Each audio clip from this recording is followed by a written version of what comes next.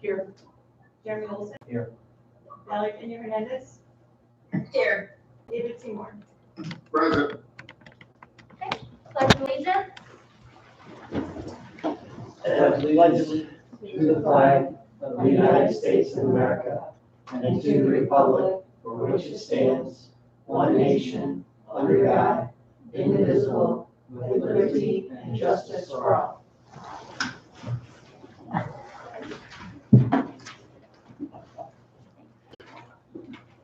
Public participation, subject A, acceptance of gifts and donations. This is an action item that the Board of Education accepts with gratitude grant funding of $25,000 from No Kid Hungry, a national advocacy organization specifically targeted to support feeding children during COVID-19. The grant was written on behalf of the Bar Food Mart, who have increased their services to families of the DeKalb District 428 threefold to meet the growing needs in the community. For example, on Thursday, April 30th, they hit a record high, serving 186 families. The funding will be awarded to the district, but flow through to the Bar Food Mart to continue their efforts during these difficult times. Is there a motion? So, second. Okay, roll call, please. Oh, second with thanks. All right, Incredible gift. That's a huge amount of money. roll, Thank you to them. that is roll call. Jeff Alfred. Yes. Samantha McDavid. Yes. Sarah Moses. Yes. Victoria Newport. Yes. Jeremy Olson. Yes. Valerie Pena Hernandez. Yes. David Seymour. Yes. That is really, really cool. Subject B, recognition. Ms. Yolanda Hopkins is the recipient of the Works Award for Excellence in Education. And this is normally presented by Ms. Cheryl Nakanaki, She's on. and she is here. Hi, everyone. Hi. Hello. Can you hear me? Okay. All right. So usually I read a time-honored speech honoring the Works family who are educators in DeKalb, and the funding that was put together to recognize teachers who inspire students in 1989 by Marion Condi. She was at NIU forever. But as all things, this year was a little different. So our 9-person committee, which consists of Karina Avalos, Joan Cochran, Lori Elish Piper, Vanika Good, Billy M., Emma Larson, Connie Rowland, Tim Vincent, and I, we finally met, and we read the nominations for 6 people in the district, and of them, Yolanda Hopkins was selected as the recipient of the Words Award. She will be our 36th person to receive it since 1989, our 31st year. There were some years there were 2 people that co-shared the award. But being that they wouldn't get the recognition at the board meeting as usual, or at their schools, we usually try to do a surprise announcement.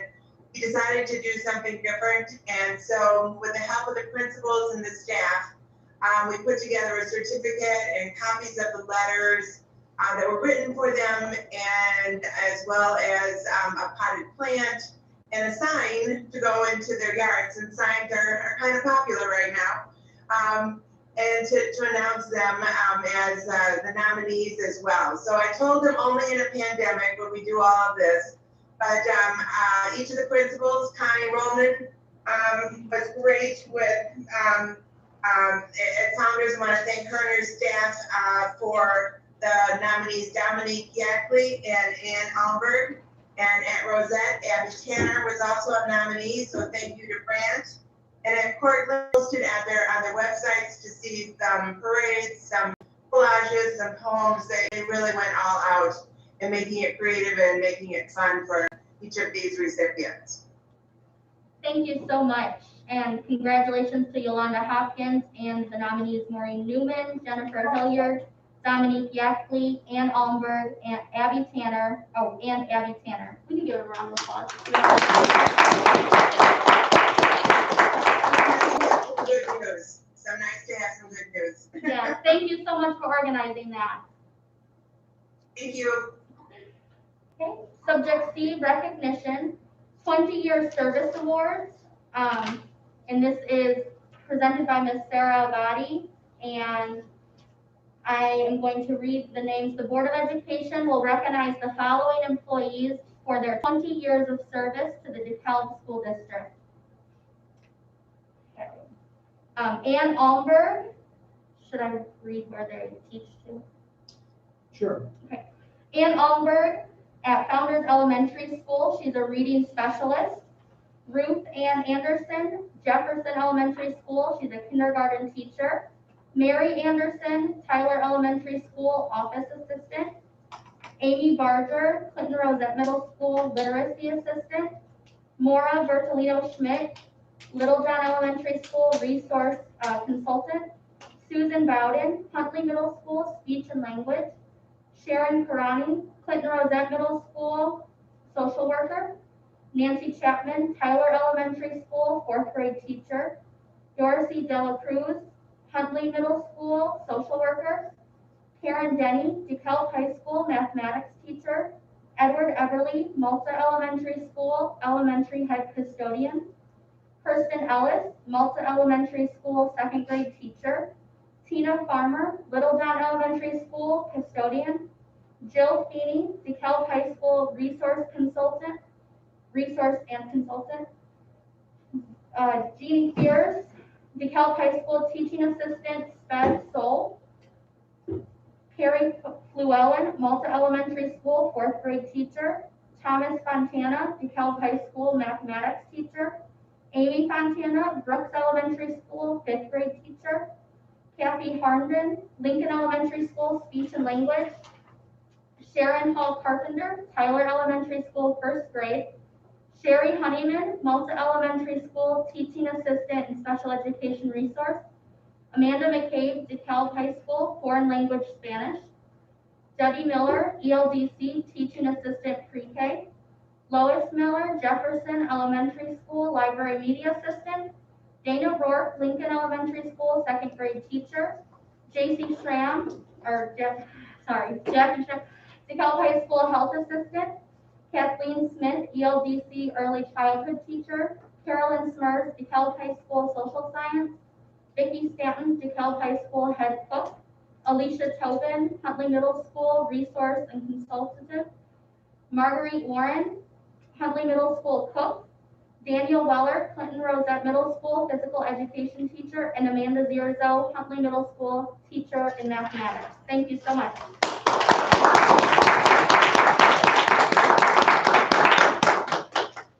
Sarah, did you want to say anything, or is Sarah Body on this call? No. I am here, just to extend, our gratitude on behalf of D4 to it. To have 20 years of service in our district is just so appreciated and commendable. We thank you all very much. I'd like to say something. If any of you guys are watching this cast, this telecast, thank you so much. Normally, this is a festive occasion out at the high school, and it's very collegial, and it seems like we're kind of depriving you all of that at this point, but it's no less appreciated and no less friendly. We appreciate so much all that work and all that dedication.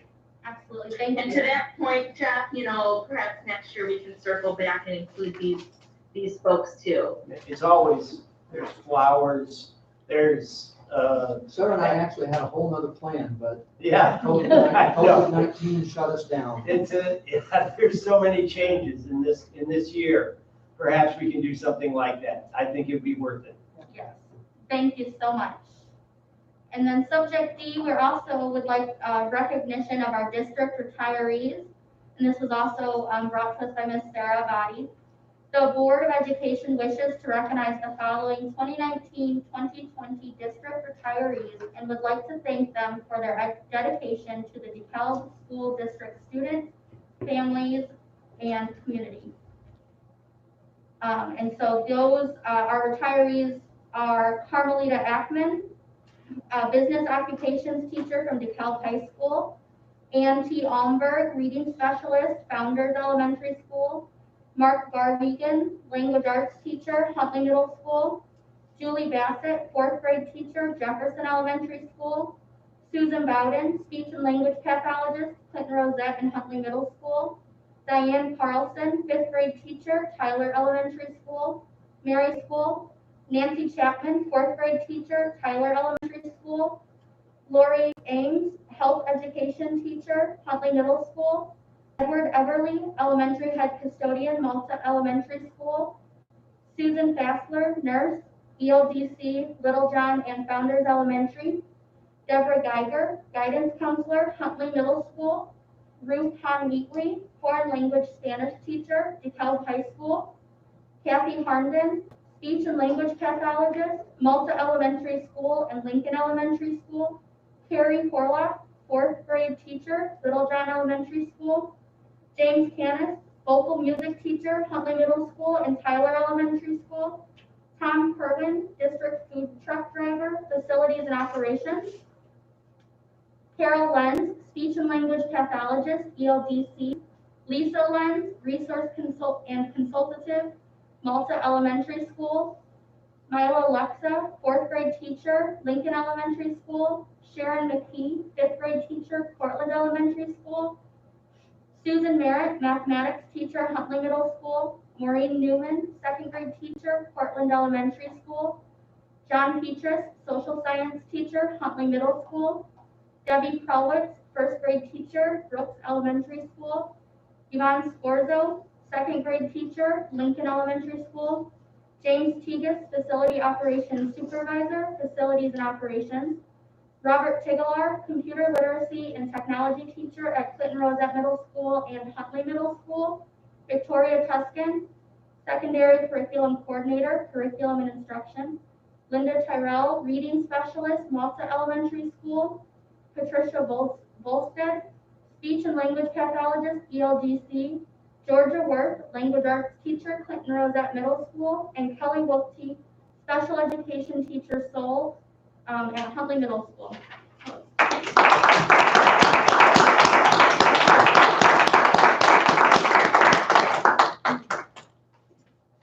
Did you want to add anything, Sarah? You know, just that we're extremely sad that we couldn't celebrate these retirees as we have in years past. As Jamie mentioned, we were planning a bigger celebration this year, something offsite to just really acknowledge them and thank them for all their dedication to D428. You know, hopefully we can circle back with them next year outside of these circumstances.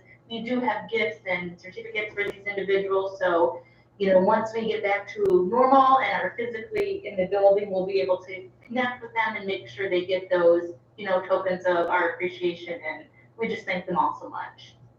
It's always amazing when you see a list like this and you think about all of the wisdom and experience that's going out of the district. I mean, it's, you always wish them well and you're happy for them, but at the same time, you're sad because you know, there's 35 years of teaching experience going out.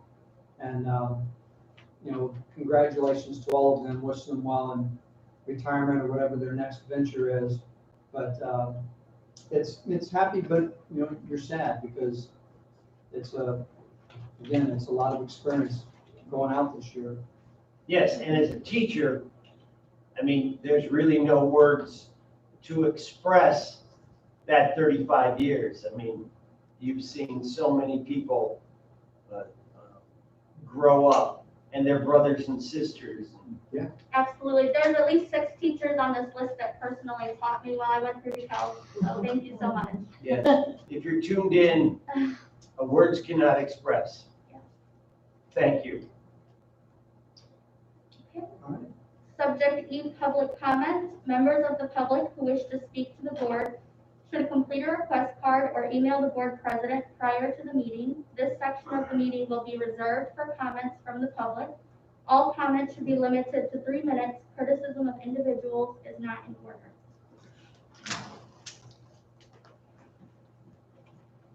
Thank you so much. Okay.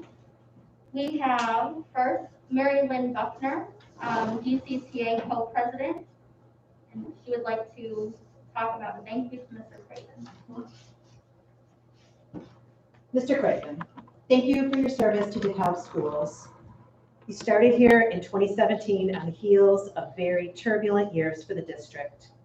You worked diligently to develop trust and build relationships in order to foster an environment where stakeholders felt comfortable expressing ideas and working toward the common goal of delivering a top-notch education to the children of our community. You believed in DeKalb's potential and worked tirelessly to see many initiatives brought to fruition. It takes time to mend fences and build bridges, and you have done just that in your 3 years here in DeKalb. I'm sorry to see you leave and wish you all the best in your future endeavors. Thank you. We also have Christina Speak, PCTA, and she'd like to talk about the superintendent vacancy. Dear school board members, when we had a superintendent vacancy in 2017, the school board at that time involved all stakeholders in the search for the best candidate.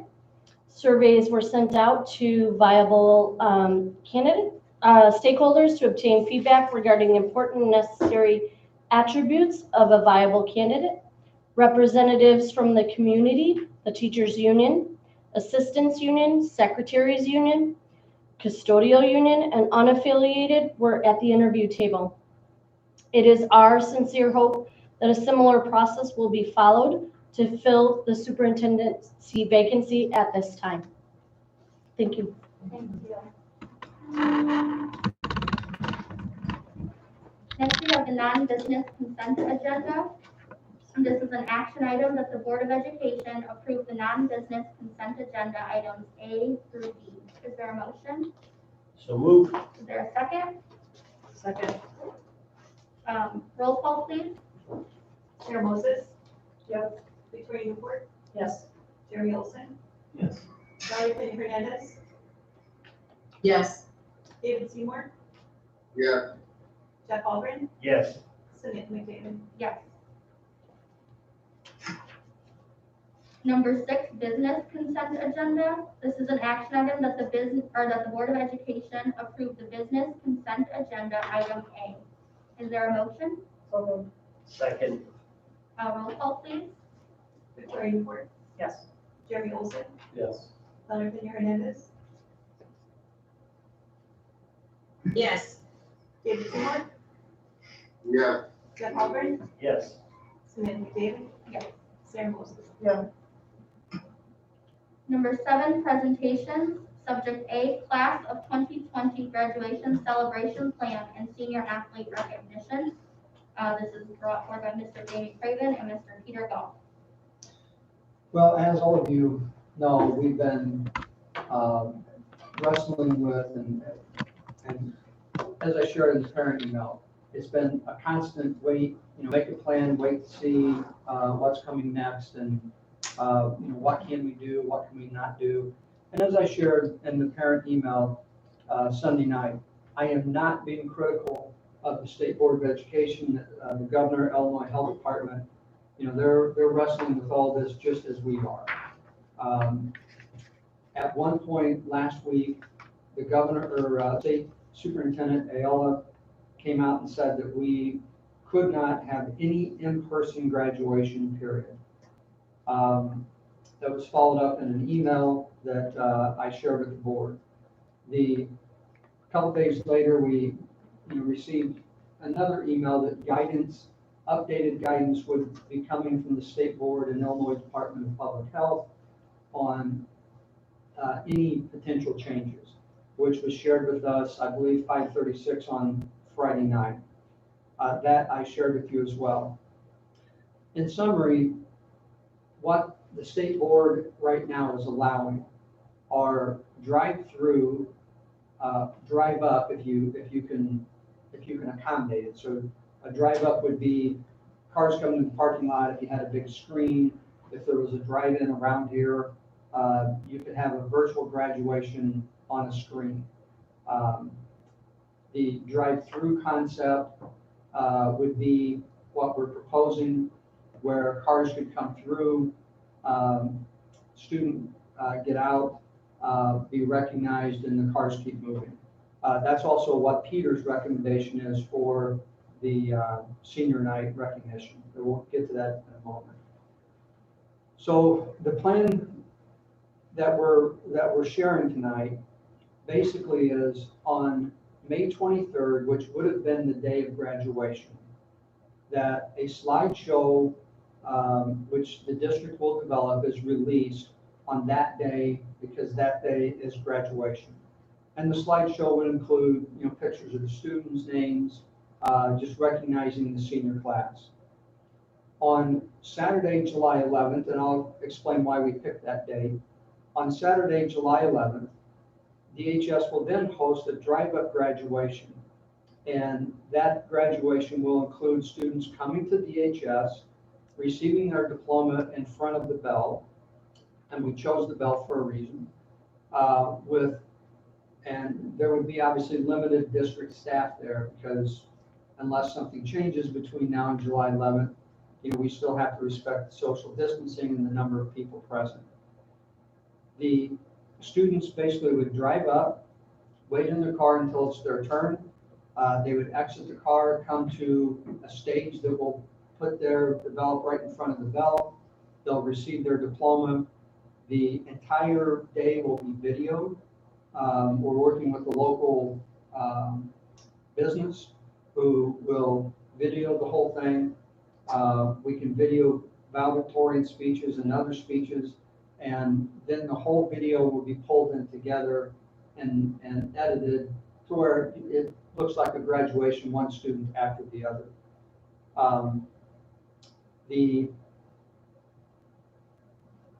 I don't think I've missed anything at this point.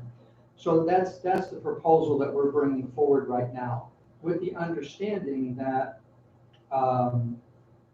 if, and it's very possible, the governor just put out a 4-phase plan. I haven't read it all. Literally just hit my inbox while we were sitting here.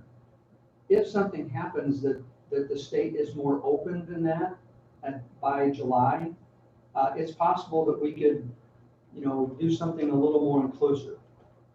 Maybe not, but right now, that's the best solution that we have. Kind of the symbolic, students ringing out right in front of the bell. I know, students leave to go to state competitions, whether it's speech or the band, going to a major competition, athletes, they get to the parade and get to ring out. So that's the purpose of choosing the bell. As opposed to some districts, I know Bradley Bourbonnais, they're having students come in and one at a time, and they're going to walk across the stage, and they're going to do the same thing, videotape it, and then loop the whole thing together.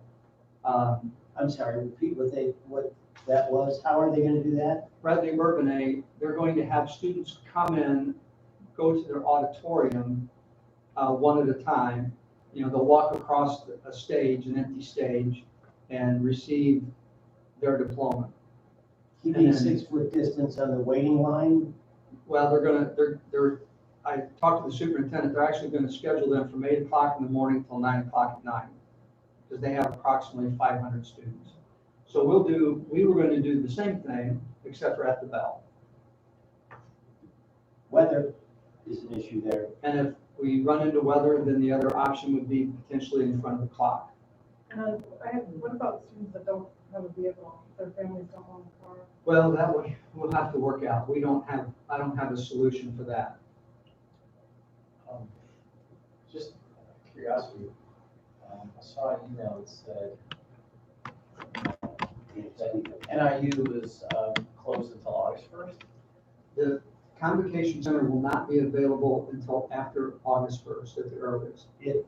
That's the last, because we had requested this is back over a month ago, we had requested a backup date in the middle of June, and they had held it for us. And then as things progressed, I called our contact there, and they said, we're no longer going to have any rentals in June.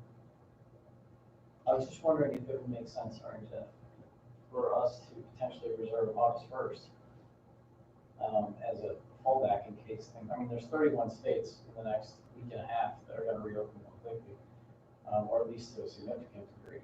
And I think eventually, we're talking 2.5 months away, that could be possible. And obviously, you know this is close to me because I have 2 seniors, not just one, this is my only graduation. And I can tell you, knowing a whole lot of kids in that class, most of them are already saying they wouldn't even go to a drive up. It's not being very well received. So I started polling people just to see if they thought that would be something exciting. Most of them said they wouldn't go, and I know their parents will force them to, but I think that they're already all mad anyway, because they're teenagers. But my point being is, I don't know if there's a need to rush to, I think most parents would wait if you said August 1st, at least the ones I know, said, hey, if we can do this the right way and things start to loosen up by mid-June, sack the car ride thing, and then everybody can be included if the world is open again on August 1st. But if we find out, middle of June, it's not looking any better, then maybe we make a decision to do something different. I don't know if people are open to that, but. I think this is devastating. It's just absolutely devastating to all of our kids, and they have a right to all of the feelings that they have about this. And I'm sure that they're incredibly disappointed and sad and angry, and just, this is unprecedented. So I think that that's all valid, and I think that doing the very best that we can for students under the circumstances and maintaining everyone's safety is what's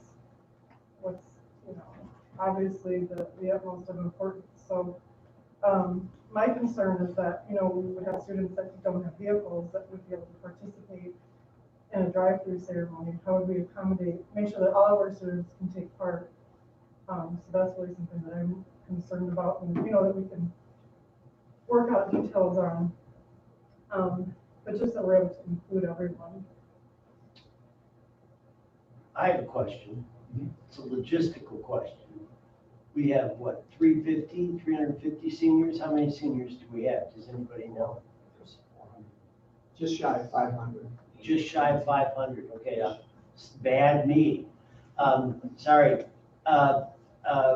So have we done the kind of thinking as far as logistics, as far as just me envisioning those cars in a line, and then somebody getting out of those cars, going up, doing something? I mean, I think maybe 4 minutes for that or something per car. We'll have cars wrapped all the way around the high school.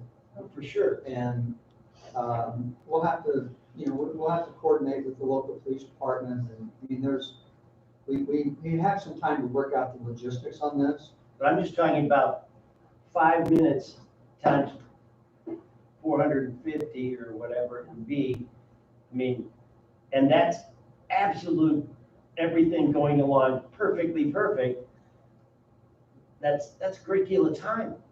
Well, and the other thing is, I guess too, is it just gonna be that you're taking a picture of the graduate, or are you gonna allow people to get out of the car and take pictures with them, with the bell? That's not what the state guidance is. Is that? Okay. Just the one. Just the graduate. But you could do, my suggestion would be, or as I'm thinking here, you were saying that there were scheduled times for that one that you were talking about where they walk across the stage. My suggestion would be that if we decide that's the way to go, the car thing, I would think we schedule, 50 cars for being there at a particular period of time rather than however 500 cars. We'll have to break it up by alphabet, by that's probably the way we would end up doing it. Or like we've done with some of our buildings, you post a sign up, say this is your time, so people sign up. Right, and we limit the number of people on the podium, I would assume, as well. Absolutely. Yeah. Here's and Danny, I have a question. Yes. Okay, what is the date that we're scheduling this? It's in May, right? It's not in August, because I'm kind of confused now. The drive-up graduation is tentatively scheduled for July 11th. Okay, I have a question. As you know, every year when we have those individuals that are graduating and we ask them, How many of you are joining the military? A lot of them are joining the military. Some of them will be gone, I suspect, you know, the ones that are joining the military during that time, because that's when they have their boot camp and stuff, correct? So why are, if this is pretty much still aligned with the standards, why are we waiting till July if this is just gonna be a drive up? Why not now, is my question. Well, initially it was because we had suspected that this stay-at-home was going to remain in place a lot longer. And the directives that we were getting from the state board were no types of graduations.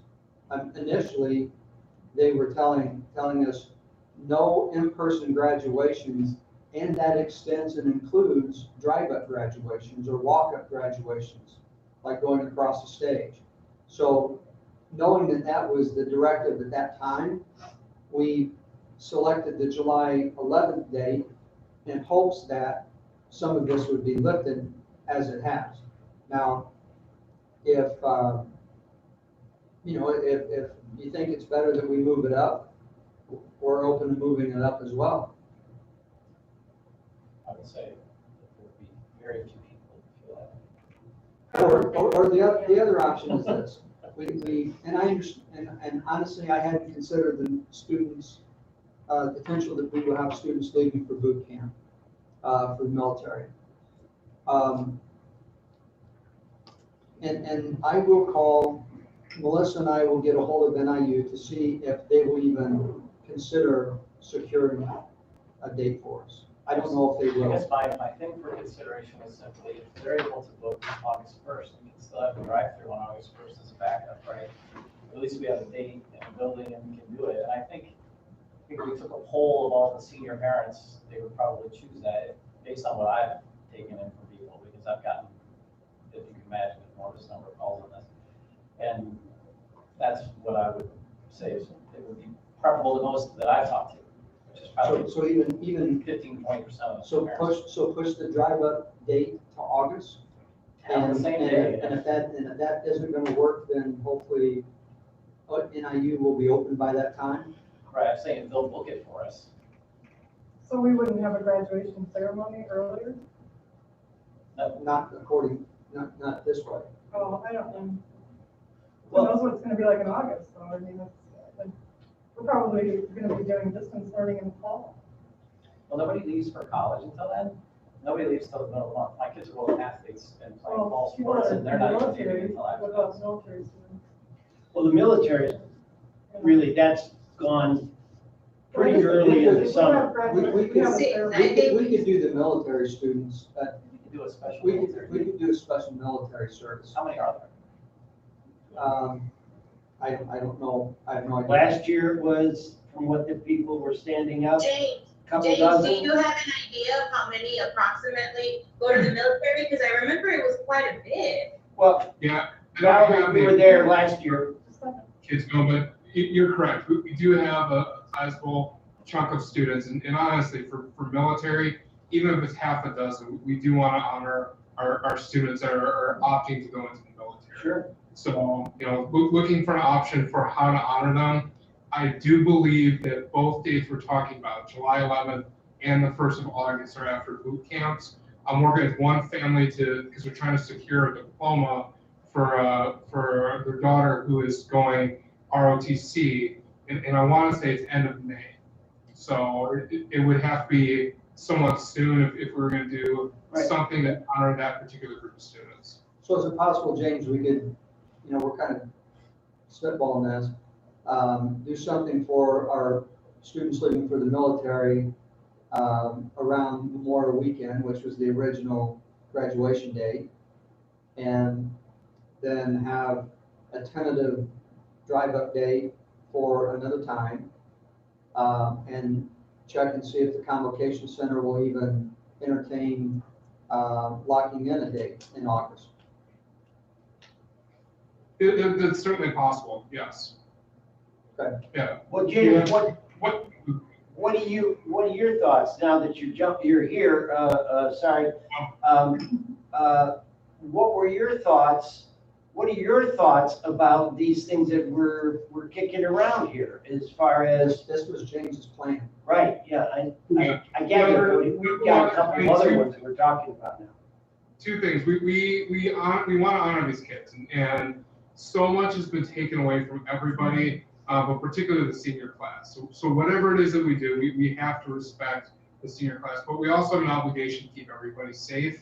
And then the hard part here is a moving variable is what time and what, what on a month scale are we able to even have this?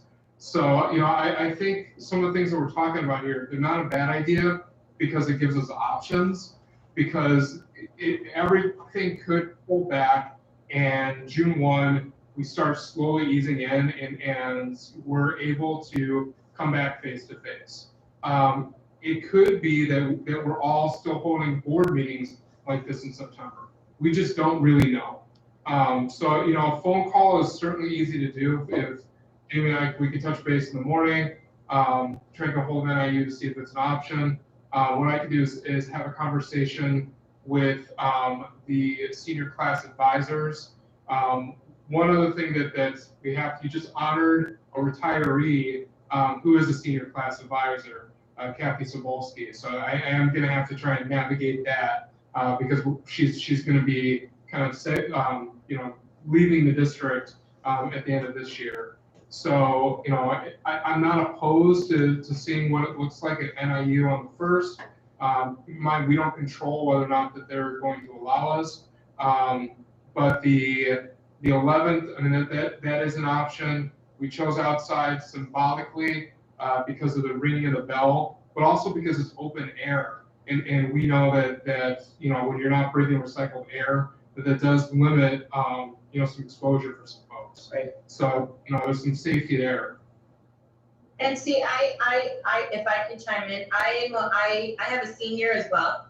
Obviously, we just adopted her, but she has obviously been with us 4 years, and her 4 years of this long journey of high school is, extremely important to us. And, we were crushed just as much, to know that we wouldn't be able to do an in-person graduation. But at the end of the day, I think like what James just said, the safety and the fact that as an educator, we've been told to have e-learning plans for the fall because that's a potential, So at the end of the day, I think we have to consider what our options are, and knowing that we're going to be having limited groups of students, why not have something where they all get to share that memory together rather than, in groups where maybe they won't be able to partake, and enjoying that day together. So even if that means be it virtually, it's together at the end of the day. So I'm speaking on my end, and I'm thinking about all the students and all the groups that potentially, want to be united, even if it's virtually,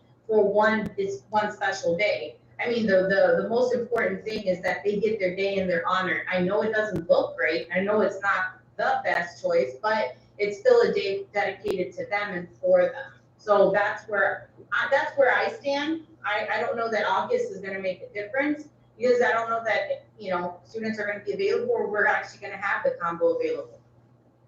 Okay. So here's my thoughts. When we were talking about this virtual ceremony and photographs, in other words, you were talking about photographs, getting photographs. Obviously, the senior year when you would gather photographs at school, they're not there. But here's a thought. Since we do have this technology available to us, I don't know if it's possible. It would seem to me to be, if we were going to do a virtual ceremony, which there are objections to, and I understand it, but if we were to do that, I think it'd be fun to ask for photographs from the students. In other words, have them send in a photograph or 5 photographs that are memorable to them, either from the school experience or just in general, so that when you do have their name, if we do go through the names point by point, that then there's pictures up there that make it personal to each one of those students and then move along. So that, in other words, making lemonade out of lemons here, there are some things you can do in a virtual ceremony you can't do in a ceremony at the convocation center. I mean, obviously, everybody sees the person up there and then they walk through. But if you are going to do it virtually, I think that it'd be fun to try to make it an enriched experience in some fashion. Isn't that what you're doing in May? Yeah, that's part of my plan. Well, That's the main plan. I didn't know So is the that, mechanics of the photographs, but I know that you were talking about photographs, but I'm not sure whether we were talking about photographs that we acquire and put up, or whether they send in that they feel is meaningful to their experience or their friends or whatever. Because I think if we're gonna do this, we're gonna have to enrich it we're gonna have to put something in the stew to make it rich. Something. So, so we can get a plan pulled together and share with our parents. Are we opposed to or are we okay with the July 11th date, or do we want to push that back into August, the drive up, with the hopes that NIU will, can be open? I'm not saying that, they may just say, we can't lock you in because we just don't know. That's certainly important. And I can make that call tonight. my only point is that the difference between July 13th and August 1st, I think would be quite minimal to the parents of seniors right now. And I think, our job is simply to do our best to make the best possible outcome for the kids and the parents of those kids, frankly. This is just as big a celebration for them, and maybe more so, actually. But the long and short of it is, these things have changed in the last week, right? If we had jumped on this, we'd have already had a drive up, or would have had a virtual, and we would have never had a drive up, because that wasn't even allowed 2 weeks ago. Now we're talking 2.5 months from now. So my point is simply, if we wait it out a little bit and see what happens, 31 states are opening up almost completely over the next 22 days. So we're talking 2.5 months. So anyway, my point was simply July 13th versus August 1st isn't a big deal. If you have to fall back to the drive up, everybody will know the plan. If we can get into the combo and have a graduation, hallelujah. And you know what? We got to have something special for the military kids. As one of them, I'd say that's a great idea, and I would love to participate. So, James, we'll touch base in the morning and pull it together so we can get it out to parents. I'm assuming probably the reporters are watching this meeting, and some of it will get leaked out anyway, so. So we are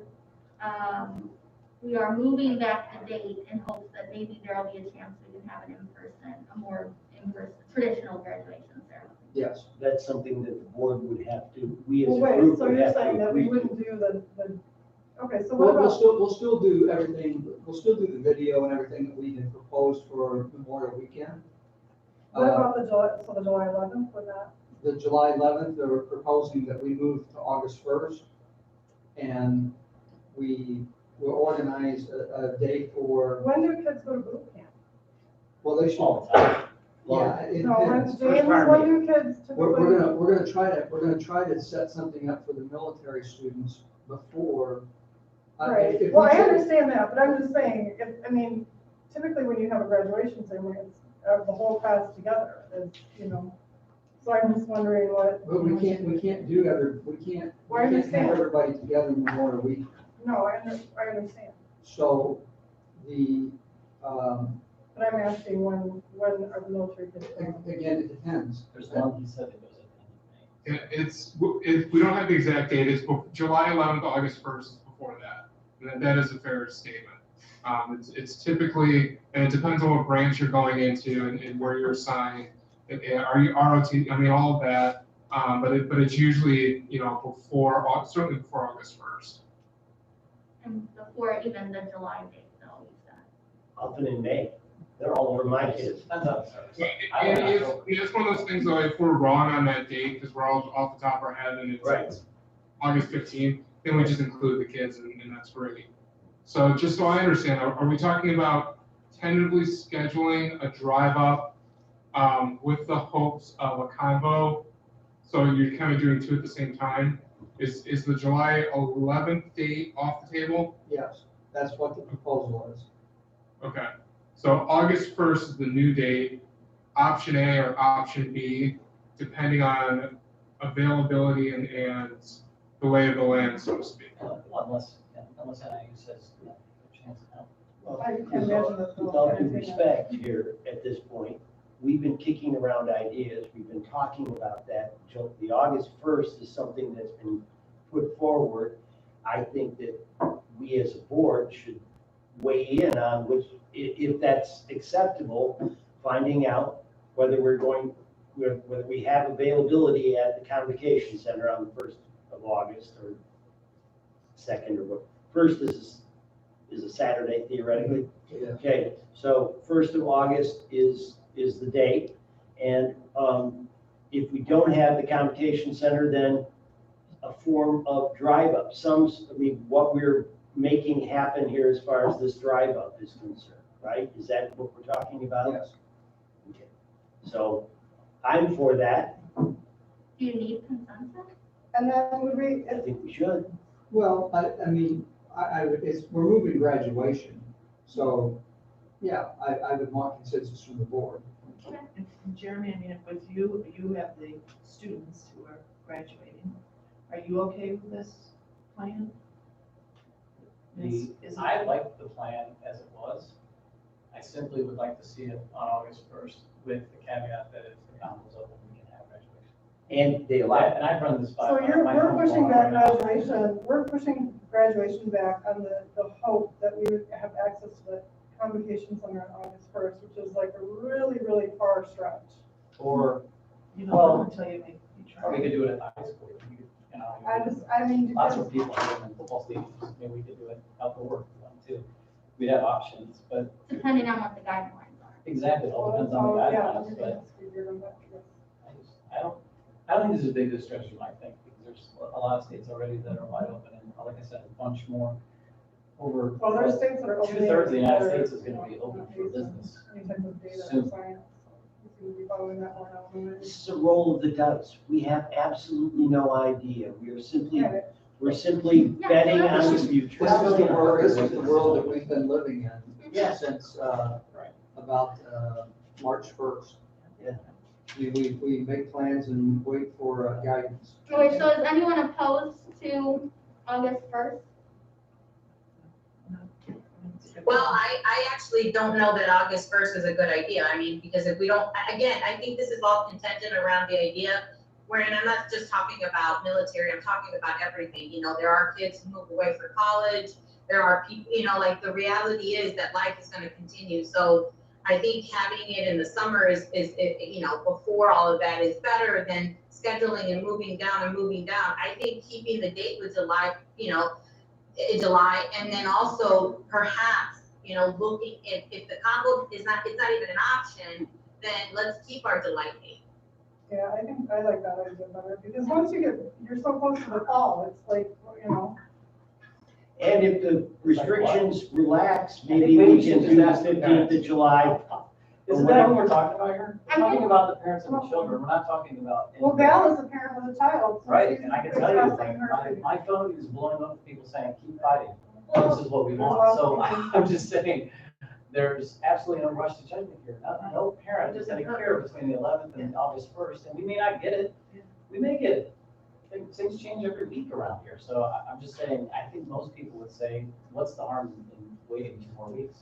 I think there is consistency in the date, whether we do it whatever way the guidelines allow for. So to have one date makes sense. Yeah. I don't know that it makes any difference to push it back 2 more weeks. Right. Well, the 2 more weeks was predicated on No, that's what I'm saying, I don't think it, I don't, I think I'm not that, against It was predicated on But, I the mean, there's fact no the harm in convocation asking center if anyone was, else- circumstances there have was- changed. they were not, you aren't gonna be able to get the convocation center Before before that. August first. but August first still is a good weekend to do whatever we're gonna do right in response. It's still Saturday, it's still well before kids in college, and it gives us an opportunity. That's why I didn't just rule the other. My college begins the 15th of August, so, and most do. David, did you want to weigh in at all? Yeah, my opinion is we've got to do something rather than nothing. So I'm in full support of the virtual ceremony because we're talking about a major what if. So whether it be July or August, this is predicated on the assumption that our state is going to be functioning to the degree that we can even meet like that. And so although I'm for having some type of gathering, I'm really more so for having the virtual ceremony because that way it's guaranteed that we do something. Okay, and the May virtual ceremony is that's not even off the table, or that's not off the table, that's gonna happen either way, right? Well, listen, it's It's not a it's not going to be like a virtual live stream. It's going to be a compilation of video that will be pushed out. A presentation? Yeah. Okay. And we'll do something for military kids? Yes. Okay. And we'll also work out details, if it is drive-through, what we can do to provide some help for students that don't have cars, or, look at how we do that. Yeah. And again, pushing it back to August 1st even gives staff more time to make other contingency plans. Because and I'll say to Jeremy's point, let's say that the convocation center is not available because they can't open yet. Maybe they've changed it to, you can have 50 or 100 people, and you could do graduation in waves of, smaller groups on the football field. There's other things that. Right, there's lots of opportunity. It's a moving target. There's lots of things that may happen. I think that we have a contingency plan in place. I'm all for that. I just think let's only use it if we have to sort of retaliate as opposed to driving it forward. Thank you for giving us our what we need. Mhm. Because now we can, Get it out. we can start sharing with parents what the date is, what the plan is, and so at least they know. Because that's part, they're wanting to know. And the senior athlete that it follows the thing, so he's gonna stick with that date that he picked, to follow the guidelines. Yeah, initially, Peter had requested a date like in May. We're gonna push that back. And this plan is similar. It's a drive-up recognition where we'll stage around the building. Peter will schedule them in a time slot. They'll be dropped off at one point, and the student athlete and I believe two parents or two adults, two guardians, can get out, go to the 50-yard line. Peter will greet them there. Then they'll go to down by the scoreboard where there'll be a photo op, and I'm sure that Peter will have the screen on and they'll get to see themselves on the big screen. And then they'll exit and get in the car and go. So again, outside, it'll be very, very well organized so that people aren't in close to one another. And then the same issue with that is if kids don't have a car or transportation, making a contingency plan for that to help students. I think one thing you can do for the contingency plan on that, if we can, we have those, the mini buses that they clean, you can get social distancing there to drive them, drop them off, and take them back. I mean, it's a very good point. I've been sitting here racking my brain thinking about how to get around that. I think that just off the top of my head, that's one way we could do that. Would get the activity buses and do something to that effect and make sure it's okay with the health department and that nature. Make sure it's clean to do that. Yeah, we'll have to work with the health department on any of those kinds of plans. Right. Again, that's in the directive from the state superintendent, that any and all plans have to basically be run by your local health department to get approval. Thank you. All right, thank you, guys. Any other questions? We're good? Okay. Subject, we're going to old business action items. Subject A, professional learning communities for grades 6 through 12. This was presented by Mr. Tim Vincent, and it's an action item that the Board of Education approved the weekly early release schedule for professional learning communities in grades 6 through 12 at the beginning of the 2021 school year. Is there a motion? So moved. Second. Roll call? Jeremy Olson, Yes. Valentin Hernandez, Yes, I'm so sorry. Yes. David Seymour, Yeah, Jeff Albrecht, Yes. Samantha McDavid. Yes. Sarah Moses. Yeah. Victoria Newport. Yes. Subject B, Y-Tribe curriculum approval for DeKalb High School, presented by Dr. Vicki Tuskin, Ms. Donna Larson, and Ms. Jen Kowski. This is an action item that the Board of Education approved the purchase of the Y-Tribe program, which will be implemented school-wide for the 2020-2021 school year. Is there a motion? So moved. Is there a second? Second. Roll call, please. Valentin Hernandez, Yes. David Seymour, yeah, Jeff Albrecht, Yes. Samantha McDavid, Yes. Sarah Moses. Yes. Victoria Newport, Yes. Jeremy Olson. Yes. For the caveat, Samantha, we had discussed maybe like getting routine board updates as part of that program, like quarterly or so often. I don't know, since obviously we're gonna have some turnover, so we're gonna have some turnover, it would be nice to, I don't know who would be responsible for. The person responsible will be Kim Lyle. Okay. Okay. New business administration, subject A, class of 2020 graduation requirement modification, Mr. Jamie Craven. Do you want me to read the action now, or do you want to say something about it before I read the action? Well, you can go ahead and read the action because it actually helps clarify what we're asking. Okay. So this is an action item that the Board of Education suspend for the class of 2020 any board policies to the extent such policies impose graduation requirements beyond the minimum requirements established by the Illinois School Code as modified by the Governor's Executive Order 2020-31 and the State Board of Education Emergency Rules Implementing Executive Order 2020-31. Is there a motion? Sure. Pardon me. We'll And some- discuss it. and some discussion. Yes. Is there, so you're motioning? Yes. Is there a second? Okay. Go ahead. Okay, here's what happened. The state board came out and said, we recognize that e-learning has been difficult for a lot of our students. Amen. Whether it be the home environment, the support system that they have at home, the connectivity. hey, guys, we're Also, here, Somebody's, got something to say going on that's preventing us from hearing. that's better. Can you hear now? David, can you hear now? Yeah, that's so much better. Okay. I think somebody needed to mute themselves. To start over, the State Board of Education basically came out and recognized that the e-learning platform was very difficult for some students, whether it be their connectivity at home, the support system they have at home. Some kids potentially are watching siblings while parents are working, just a lot of different barriers. And the most important barrier is that lack of personal connection with their teacher and with their peers, learning in a classroom.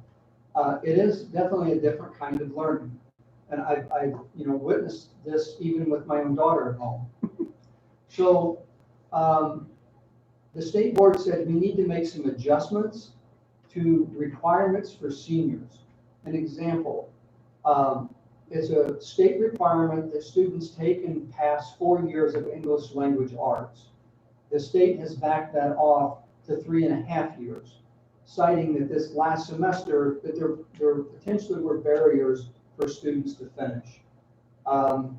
There were, other examples that the state has backed off. So they're not saying, the whole year, it's that semester. So the state came out and strongly encouraged districts that if there were local requirements for graduation, especially if they were senior year requirements, that the local boards relax that last semester as the State Board of Education did.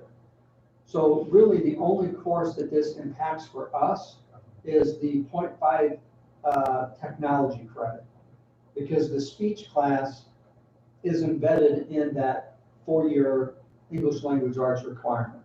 So if hypothetically, if a student was in speech this last semester, that would be not waived, but relaxed as a part of their English credit. So that's what this motion would be. What about government? Did everybody take it? James, government class, did some already take that as juniors? Government is taken by juniors. If a junior is going to take government, that's typically done as a get-ahead credit in the summertime. So that's when they're taking that. You usually don't see a junior in government. Now we do have juniors that are on an advanced path that graduate at the end of the junior year, but I mean, it's far and few between. So for government, we are talking about seniors.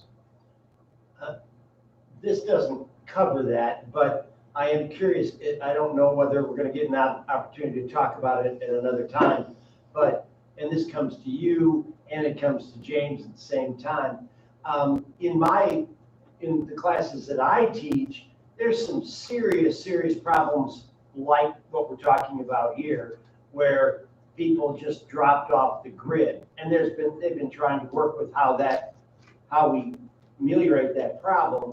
But say we don't, that is to say that there is a block of people that did not make the cut, particularly all our good works to help that notwithstanding. Do we have like a pass-fail type situation that we move to by the state, or is there some sort of formal?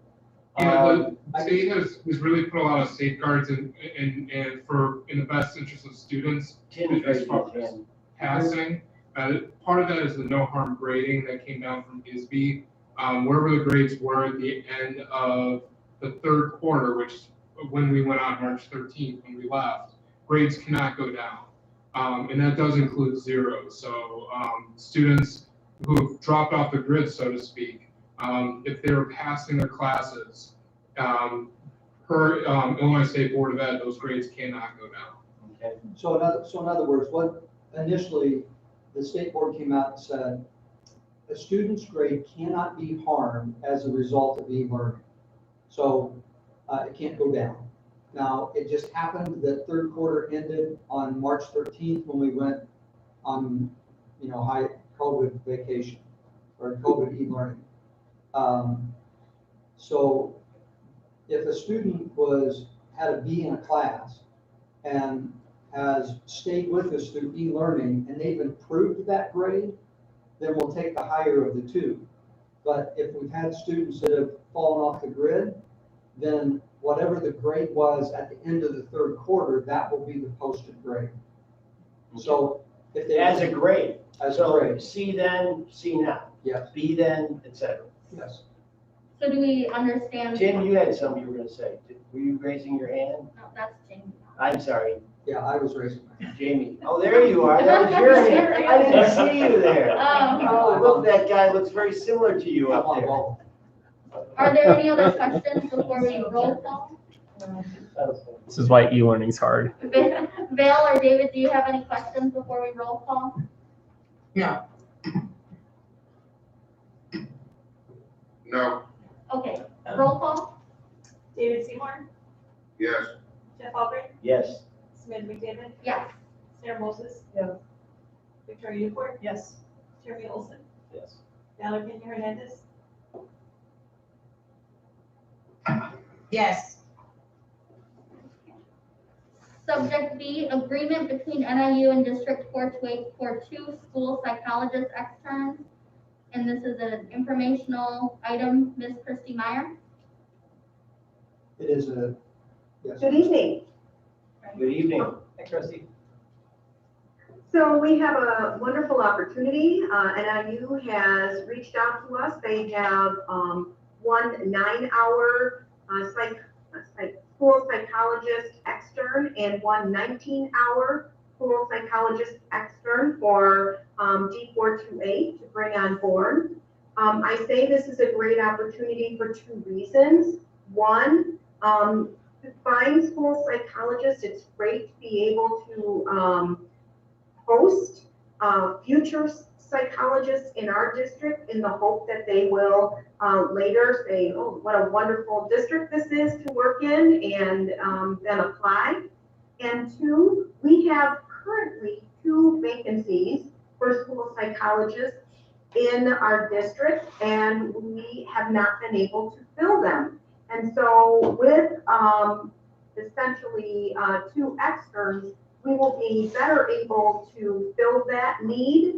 And now granted, we continue to try to fill our full-time positions in the meantime, but what we have found is that bringing on externs is a wonderful way to fill part of that need as well as to grow our own. The cost of this is in the board packet, and that cost in the past when we brought on externs, I have embedded it into our IDEA grant. So that will be the plan for this coming year. Do you have any questions? These are doctoral students, so they have already served 1 year of an internship in some other district. And so we are very fortunate to have them come on board.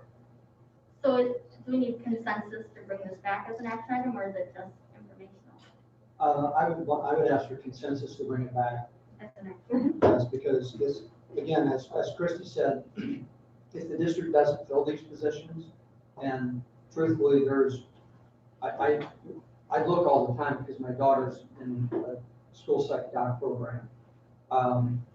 There's like 80-some positions open in the state right now that are still vacant, and they're nice districts.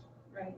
So again, these individuals have already done a year internship, so they're not green like we would get maybe with a student teacher. So it'll be a good deal for the district. Consensus? Yes, yes. Yeah. Thanks. Thanks, Christy. Thank you. David and Bill, you good? Any questions? I'm good. Yeah, thank you, Christy. Okay. Next, subject C, DeKalb Federation of Support Staff Letter of Agreement, accumulation of vacation. This was presented by Ms. Tammy Carson, and it's an action item that the Board of Education approved the DFSS Letter of Agreement dated May 5th, 2020, relating to the accumulation of vacation. Is there a motion? Second, Roll call? Jeff Albrecht, yes. Samantha McDavid, Yes. Sarah Moses. Yes. Victoria Newport, Yes. Jeremy Olson, Yes. Valerie Pena Hernandez, Yes. David Seymour. Yeah, Thanks, Tammy. Do I read this next part? Yes, you do. Okay, number 10, adjourn. Sendai, C9, Sendai, oh, Sindai, gotcha. that's how I say it. Action item that the Board of Education adjourn as Sindai. Is there a motion? So Second, Roll call? Sarah Moses. Yes. Victoria Newport, Yes. Jeremy Olson, yes. Valerie Pena Hernandez, Yes. David Seymour, yes. Jeff Albrecht, yes. Samantha McDavid. Yes. And I read the next part too. Yes. Nomination of President Pro Tempore. This is an action item that the Board of Education appoints Superintendent Jamie Craven as President Pro Tempore. Is there a motion? So moved.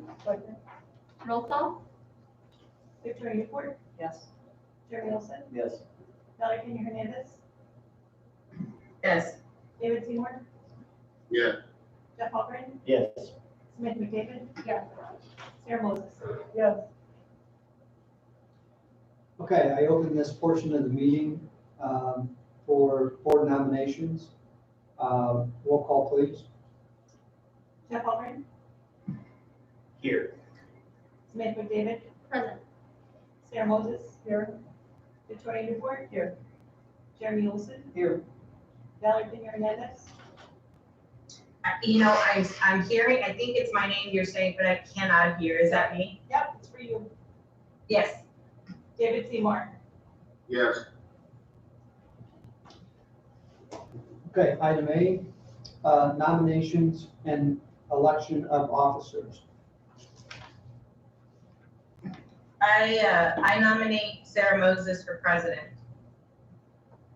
I nominate Hang on, Jeremy hang on, Olson. let's slow down. Okay, we have a nomination for board president of Sarah Moses. Sarah Moses, do you accept the nomination? I do. Are there other nominations? I nominate Jeremy Olson for president.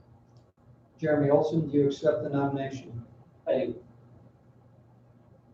Are there any other further nominations for the office of president?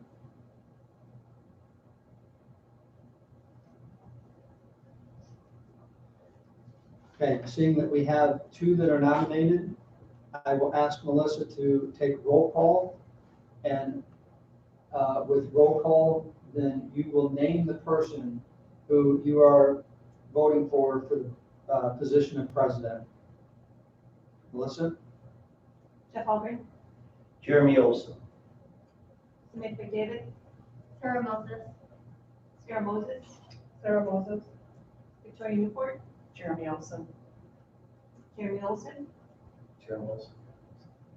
Valerie Kenya Hernandez, Sarah Moses. David Seymour. Sarah Moses. Okay, with that, Sarah Moses has been elected as the president. So at this time, Sarah, I will turn this over to you for the election of vice president.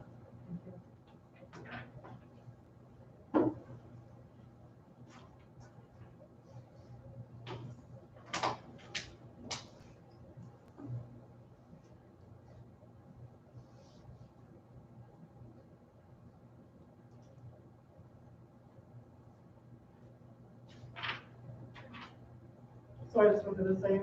Yes. Okay. Nominations are now in order for the office of vice president. I nominate Valerie Kenya Hernandez for vice president. Valerie, do you accept the nomination as vice president? I do. Are there any other nominations for vice president?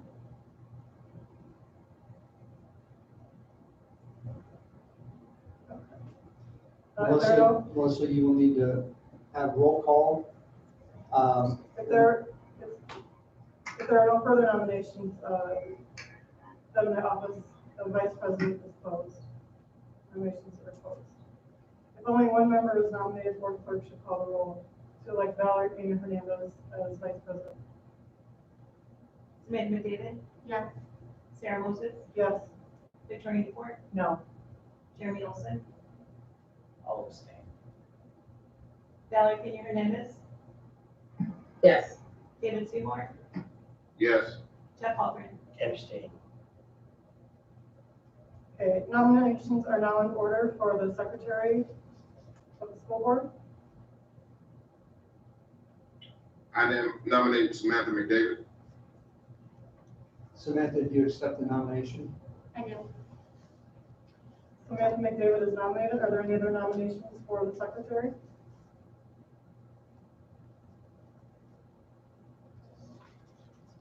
If there are no further nominations, the nominations for the secretary are closed. If only one board member is nominated, board clerk should call the roll to elect Samantha McDavid as secretary of the school board. Victoria Newport, Stay. Jeremy Olson, Abstain. Valerie Pam Hernandez, Yes. David Seymour, Yes. Jeff Albrecht, Yes. Samantha McDavid. Yes.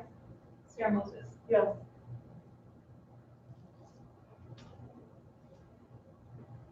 Okay. We are at the end of the meeting.